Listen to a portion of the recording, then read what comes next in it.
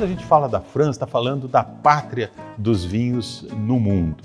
E aí eu lembro para vocês um episódio muito interessante que dividiu a história moderna do vinho, que foi o julgamento de Paris, que aconteceu lá na capital francesa em 1976. Um pequeno comerciante de vinhos, um inglês que morava em Paris, Steven Spurrier, resolveu organizar uma competição entre vinhos franceses, que eram, na época, os considerados imbatíveis no mundo, ninguém podia concorrer com os vinhos franceses. Ele quis fazer uma comparação dos vinhos franceses com vinhos feitos com as mesmas uvas, só que nos Estados Unidos, na Califórnia, no Novo Mundo. E promoveu uma degustação às cegas, ou seja, todos os jurados eram franceses, mas nenhum deles conhecia o vinho que estava bebendo. Apenas foram ditos que eram vinhos Chardonnay, que era um Merlot, que era um Cabernet, enfim, os vinhos que estavam sendo bebidos. Mas não, as castas foram mencionadas, mas não os rótulos. E, para surpresa de todo mundo, ao final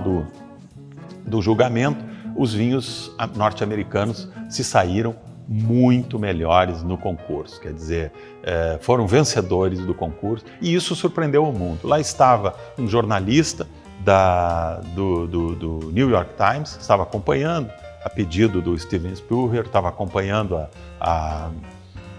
o julgamento, e ele, como bom jornalista, percebeu que aquilo era um furo. Afinal, vinhos americanos que não tinham tradição nenhuma, que não eram considerados importantes, não eram considerados vinhos de qualidade, bateram tradicionais rótulos franceses. Opa, aí nós temos uma notícia. Transformou isso numa pequena nota que saiu no New York Times. Essa notícia acabou tendo uma enorme repercussão, voltou a ser noticiada pelo jornal em maior escala, até porque os franceses reagiram muito mal a essa notícia, acusaram de manipulação, acusaram os organizadores do concurso de terem selecionado os vinhos franceses muito jovens, que ainda não estavam prontos, mas o fato é que perderam numa degustação às cegas, e os jurados eram franceses. Depois esse jornalista acabou escrevendo um livro, o livro acabou virando um filme, que eu recomendo a vocês, um filme muito bacana, muito bom de ver, O Julgamento de Paris, que é uma produção americana de alguns anos atrás, de 2008, mas ainda um filme super atual e muito interessante, muito bonito, que conta um pouco dessa história, desse episódio que é um divisor de águas na história do vinho moderno, do vinho contemporâneo.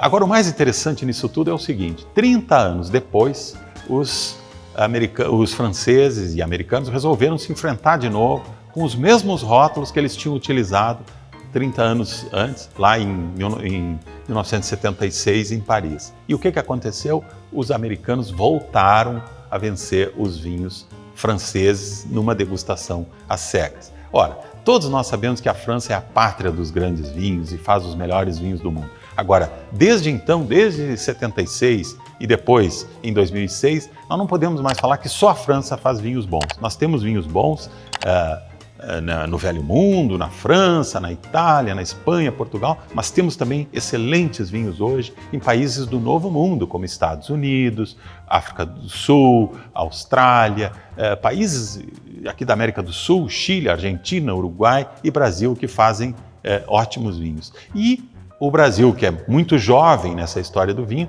também vem se afirmando cada vez mais como produtor de vinhos de boa qualidade. Exemplo disso são aqui as premiações que os vinhos brasileiros estão recebendo em diversos concursos internacionais. Só aqui nós temos, nesse Rastro do Pampa, nós temos aqui só aqui 6 medalhas. E esses vinhos seguem ganhando prêmios em concursos. Eu mesmo tenho participado de vários desses concursos como jurados. E a cada concurso nós somos surpreendidos com a qualidade desses vinhos brasileiros que vem melhorando de ano para ano. Resultado do quê? De investimento em tecnologia. Muitos desses vinicultores mais antigos, os filhos de imigrantes italianos da Serra Gaúcha, mandaram seus filhos estudar fora, foram estudar em Mendoza, foram estudar em Bordeaux, foram estudar na Europa e aprenderam também técnicas mais modernas, trouxeram para cá. As vinícolas fizeram investimentos em tecnologia e o resultado disso está começando a aparecer nas premiações. Somente aí nos últimos 20 anos, os vinhos brasileiros ganharam mais de 2.000 medalhas em concursos internacionais. Há quem diga que medalhas não são importantes, que o importante é você gostar do vinho que bebe.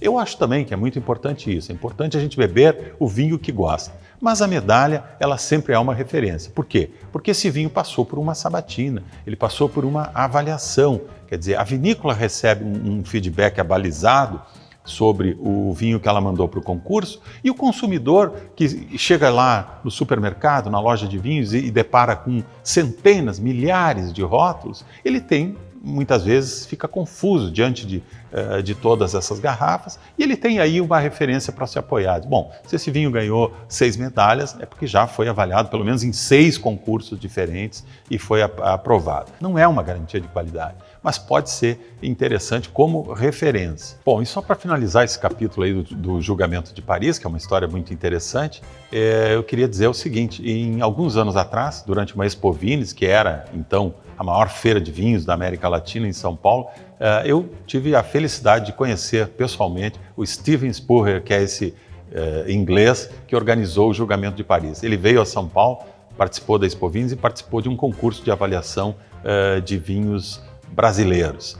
Foi também o jurado nesse concurso e organizador. E é realmente uma figura sensacional, um cara bastante simples, um cara muito bacana, comunicativo, não se deixou afetar por essa fama mundial que ele conquistou. Hoje ele escreve para algumas revistas de vinhos do mundo inteiro, artigos especializados, e é também um pequeno produtor de espumantes na Grã-Bretanha. Ele também está começando a fazer os seus próprios vinhos e é um grande crítico de vinhos.